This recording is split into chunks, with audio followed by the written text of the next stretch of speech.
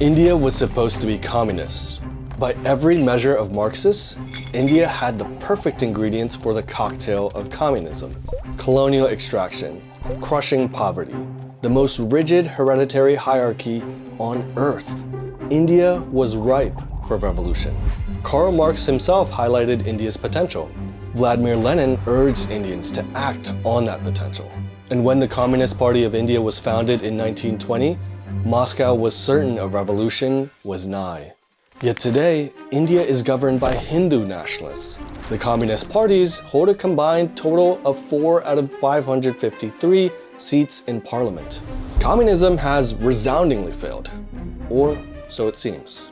In this video, we're going to explore a paradox. While the Communist Party of India has lost, many of its ideas have flourished, some even in the most unlikely of places. This is the story of communism in India. Somewhere in early 20th century Bengal, a group of young men were being initiated into a secret society. They're about to swear an oath to revolution. But the book they swear on is not Das Kapital, it is the Bhagavad Gita. And it's this contradiction that communism would never truly resolve. But to understand that, we have to rewind a bit. The greatest irony of India's independence movement is that it was created by the British. That's because the British ruled India not by importing a bunch of Englishmen into India, but by creating homegrown brown Englishmen. And no, this is not some transracial thing. The concept of a brown Englishman was created by an official named Thomas Macaulay. Macaulay claimed that Britain needed a class of persons Indian in blood and color, but English in tastes, opinions, morals, and intellect. These brown Englishmen would be the local administrators for the British. They would help foreigners rule and oppress their own people. So how does communism figure into this? Well, the twist here is that Indians actually learned about communism from the British. Indians who were being educated in English now learned about European philosophy and ideas. People like Locke, Mazzini, and of course, Marx. Many Indians who were training to be foot soldiers of the empire had an epiphany midway through their education. They realized that liberty, freedom, and nationalism weren't just European values, they were universal. So they quit and decided to organize a revolution. For these early Indian revolutionaries, colonialism met capitalism, and Marxism was decolonization. However, Marxism was just one of many ideologies these ex-brown Englishmen found inspiration from. Italian nationalists, Irish revolutionaries, French liberals all influenced these young freedom fighters. But the foundation of their revolutionary ethos was unmistakably Indian. Indian revolutionaries organized themselves into groups.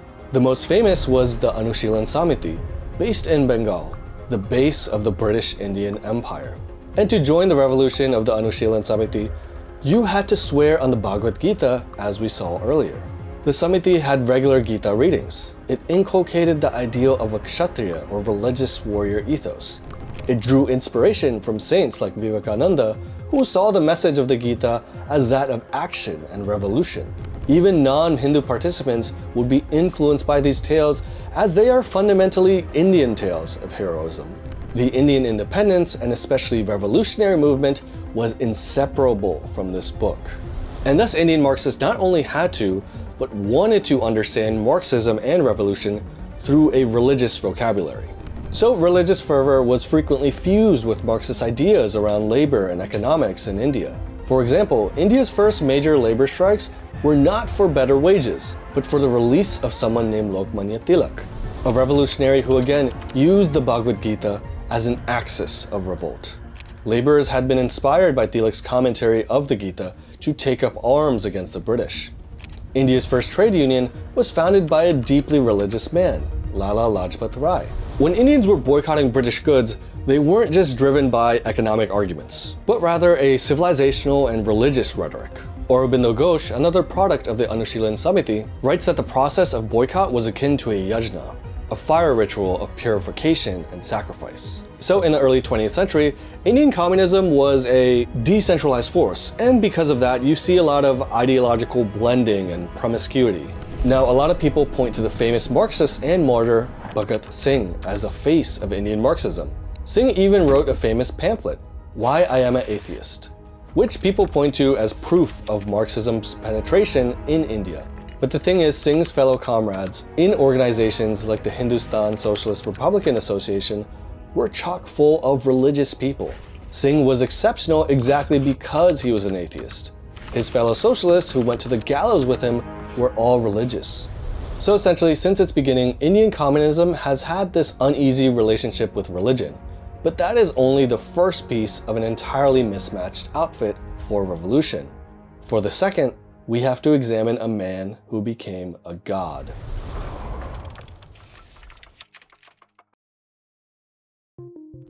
A fundamental aspect of Marxism is being able to organize the masses, forging the common people into a great hammer that shatters elite power, a swelling surge of popular revolution. In independence-era India, only one man could do this. Mahatma Gandhi understood the average Indian better than anyone of his time. Where earlier revolutionaries fused religion with armed resistance, Gandhi weaponized something more powerful: non-violent resistance. Same spiritual sheath, different weapon. And with this, Gandhi captured the hearts and minds of India's masses.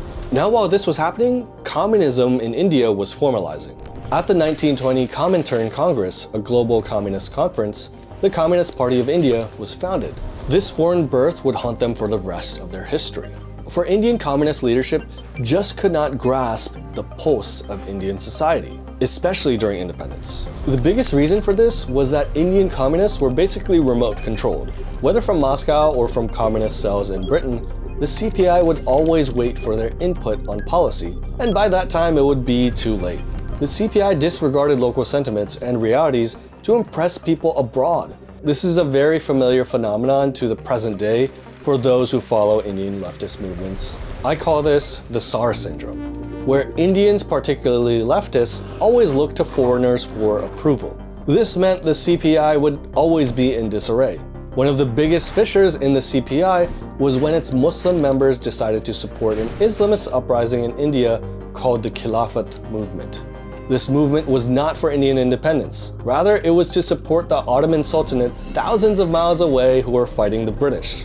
Naturally, many non-Muslim CPI members felt some type of way, especially after the Khilafat movement failed and the Muslim masses flocked to Islamist parties instead of the communists. While Gandhi went from strength to strength as the independence movement went on, the CPI's constant flip-flopping on supporting or opposing Congress and their mixed message on Indian realities like religion and agriculture meant the party missed out on garnering support. The latter part is important here, because the CPI looked to foreign communism for models of revolution. They ended up focusing on India's tiny urban proletariat that worked in factories rather than the millions of peasants that Gandhi was winning over. Yet this dysfunction would pale in comparison to what happened next. And this wouldn't be a simple political miscalculation. It was a betrayal that mortally wounded the mission of communism in India.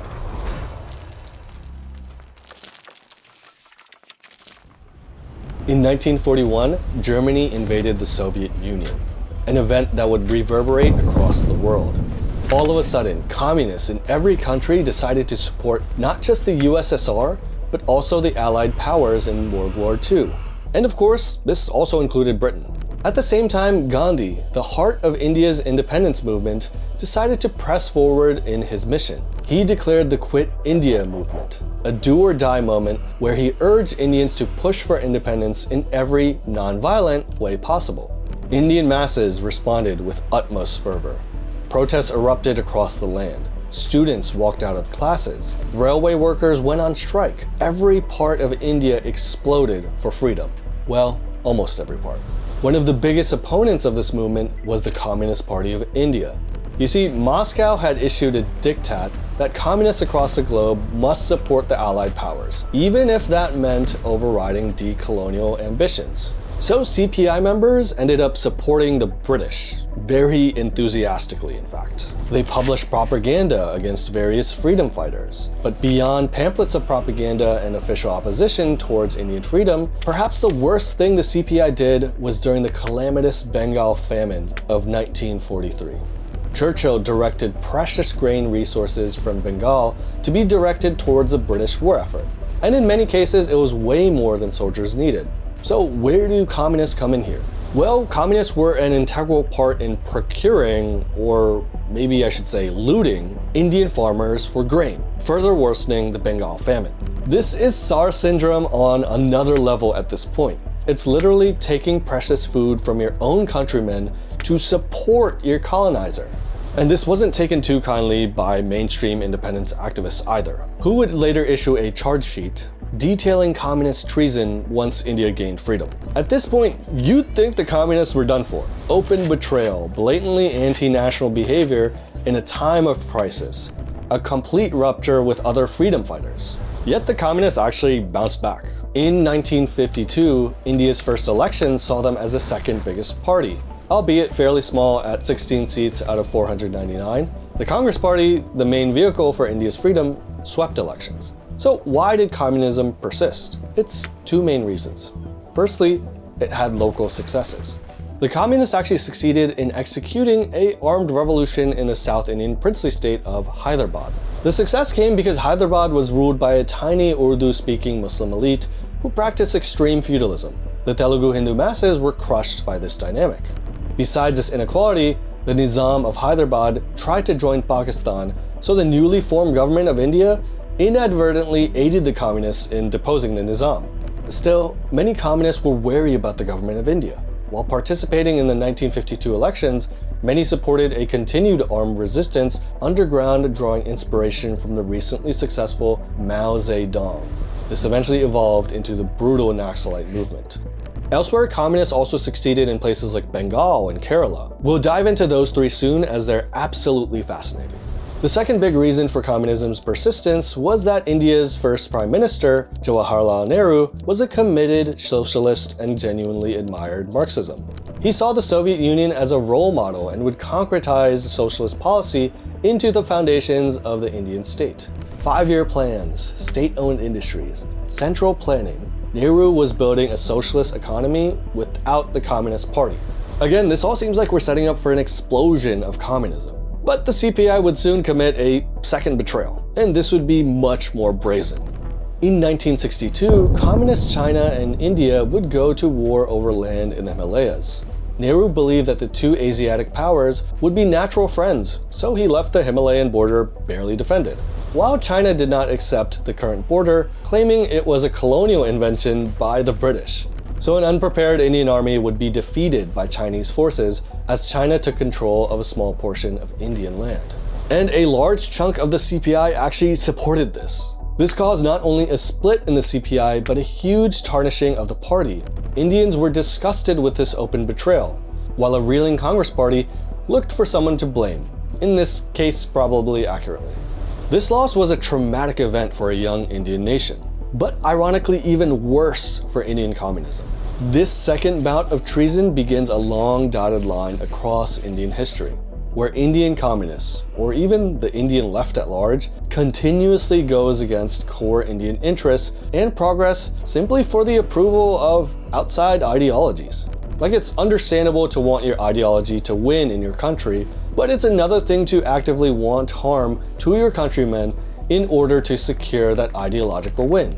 And while communists still held out in a few places in India after this, 1962 really finished the potential for a pan-India communist movement, the last embers of which we will explore in our next chapter.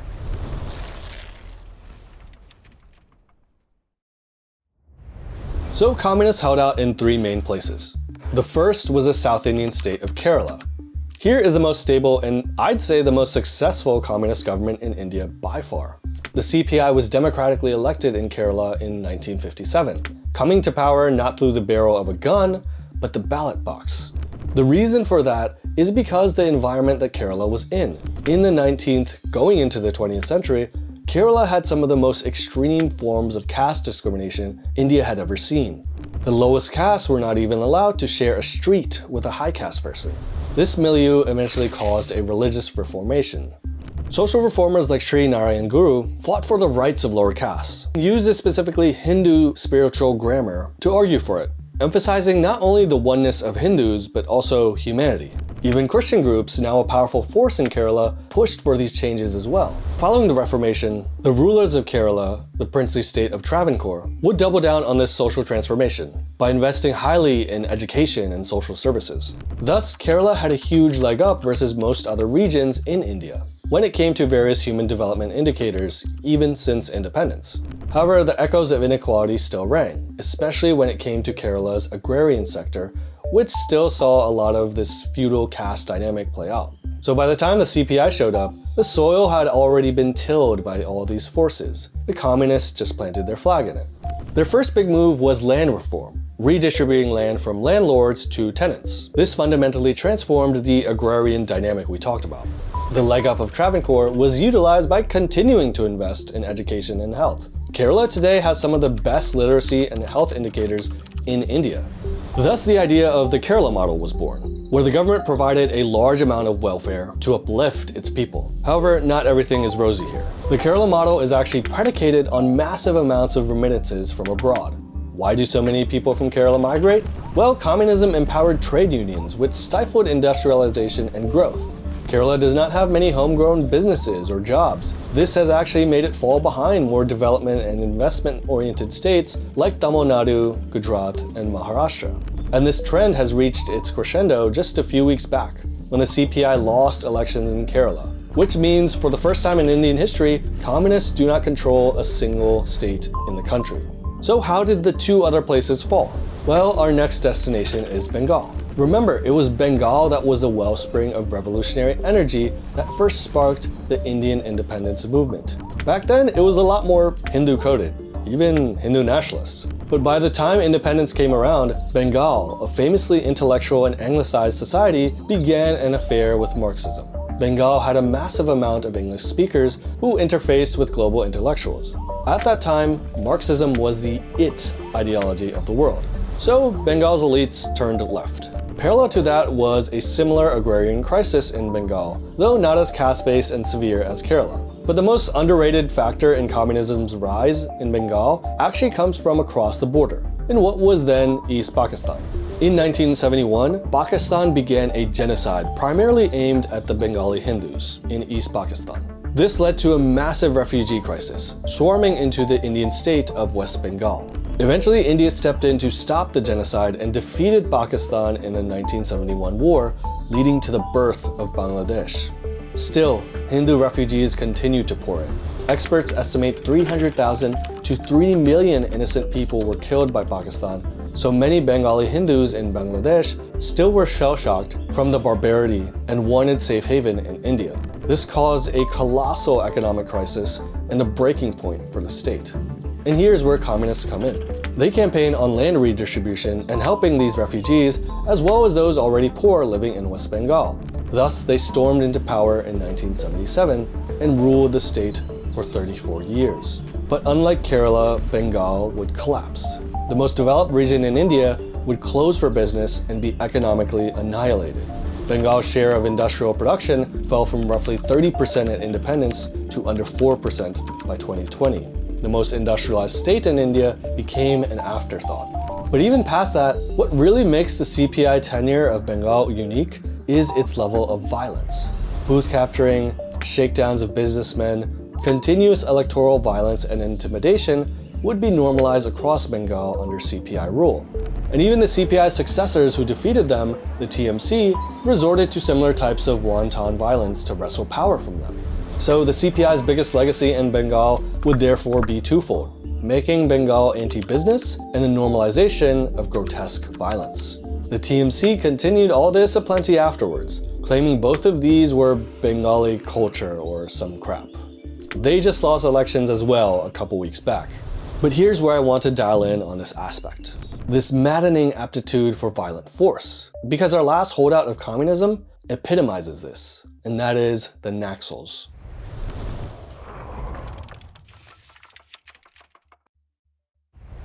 The start of Naxalism and the end of communism actually begins where we just left off, in Bengal.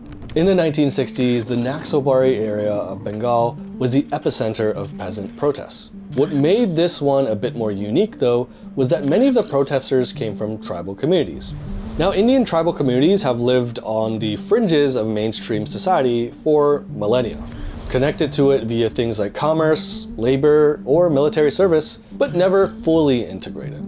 Anyway, major protests erupted in 1967.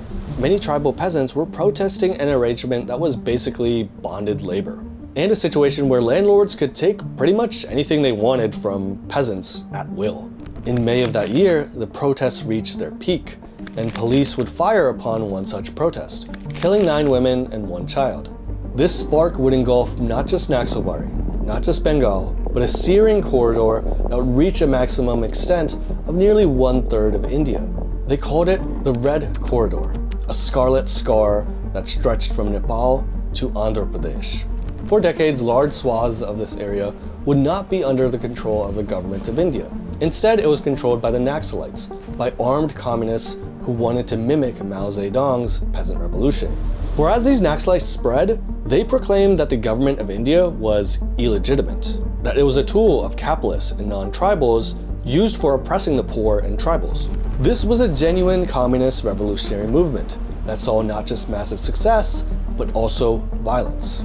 But before we get into the violence, how did they obtain so much land in the middle of a country? Was it really through brute force or something a bit more sophisticated?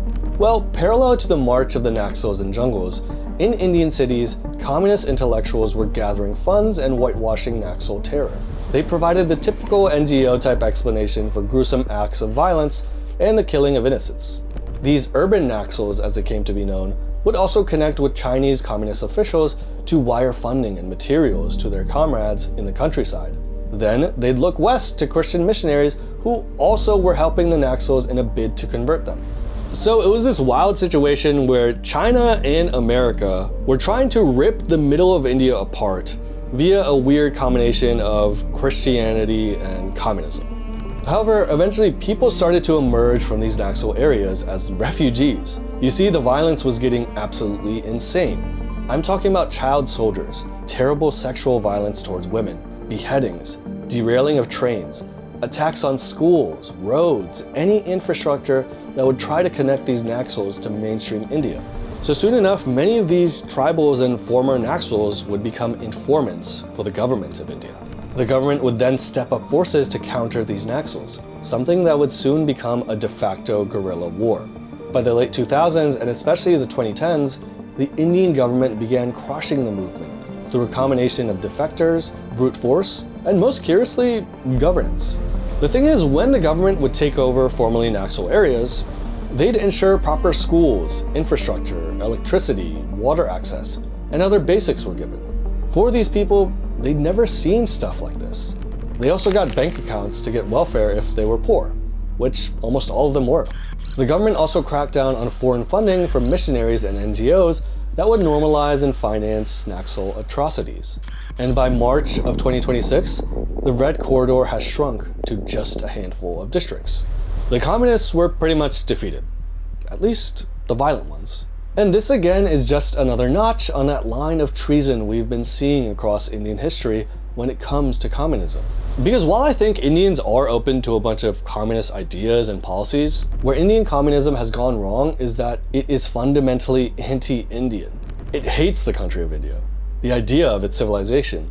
It despises native Indian religions, and it wants to eradicate indigenous Indian culture.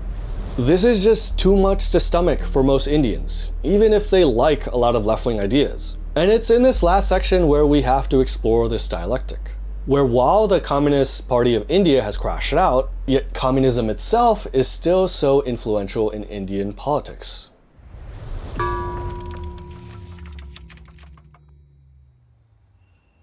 The most underrated aspect of communism's failure in India is actually Nehru's embrace of it. Sounds strange, but think of it like a double-edged sword. For nearly 4 years after independence, India ran 5-year plans, state-owned industries, central planning, bank nationalization, the entire communist economic playbook executed by the Communist Party. The communists didn't lose the economic argument. They won it. They just weren't around to take credit. Marxist ideas spread across Indian academia, causing leftist theories of Indian politics and economics to dominate for decades. Eventually, the CPI would even ally with the Congress Party on many occasions. This sounds like an ideological victory, but it's actually a dilution. Because the Communist Party was so inept and traitorous, it could not capitalize on these ideological successes. Rather, the ideology was absorbed by other parties. Even today, right-wing parties like the BJP are very socialist when it comes to economics. Welfare and state involvement in the economy is basically omnipresent across the Indian political spectrum. Even culturally, leftist ideas around caste and religion dominated Indian discourse for decades, only seriously challenged after the rise of Modi in 2014, as Hindu nationalism has come to the fore. But you want to know the strangest part of this whole story. I used to tease one of my progressive friends that Modi has done more socialism in one term than Bernie Sanders has in his entire life. And that's objectively true, but there's something more to that. Recall that Gandhi took the revolutionary energy of independence from the communists. He stole their thunder, basically. Well, I believe that process is underway again. India is changing rapidly due to technology and modernity. It is undergoing a massive momentum of churn and change, and that is being capitalized upon by the Hindu nationalists now, not communists. In Kerala and Bengal, we are seeing CPI members switch their vote to the BJP. They even have a slogan for it, Ram before Vam. Besides the failure of the CPI, it's the fact that the BJP is now the party of change in India, while the left is the status quo. Because leftism and Marxism spread so broadly and deeply in India, it became the establishment and is associated with a lot of legacy problems in India. BJP and Hindu nationalism are in that way a wrecking ball to the incumbent. They are the revolutionaries now. They are the avatar of change. And after 3 successive electoral victories at the center and an Overton-shattering win in Bengal this year, the BJP and Hindu nationalism look like they are here to stay for a long time. So it's this ironic twist of fate once again. The energy of an Indian revolution has been captured by someone who speaks the language India actually understands. Not class, not materialism, but civilization, identity, and dharma. The communists never learned to speak India's language. And ultimately, that is why India never spoke theirs.